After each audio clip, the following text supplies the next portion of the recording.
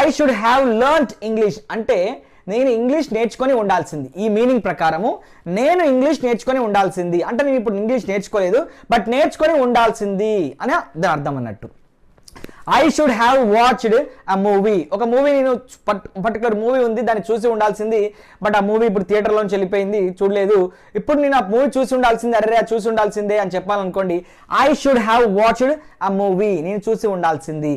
I should have taken rest, నేను ఈరోజు అనవసరంగా ఆఫీస్కి వచ్చాను, బాగా ఫజీ హెడ్ ఉంది, ఒంట్లో బాగాలేదు, ఈరోజు నేను రెస్ట్ తీసుకొని ఉండాల్సింది, అనవసరంగా రిస్క్ తీసుకొని మరీ ఆఫీస్కి వచ్చాను అని చెప్పే సందర్భంలో ఈరోజు ఒక పనిని అంటే ఒక డెసిషన్ని కానీ ఒక పనిని నేను చేసి ఉండాల్సిందని చెప్పినప్పుడు I should have taken rest. I should have taken Covid vaccine, Covaxin నేను తీసుకొని ఉండాల్సింది, ఆ పనిని నేను చేసి ఉండాల్సింది అని చెప్పినప్పుడు ఇలా టేకెన్తో చెప్తున్నాం.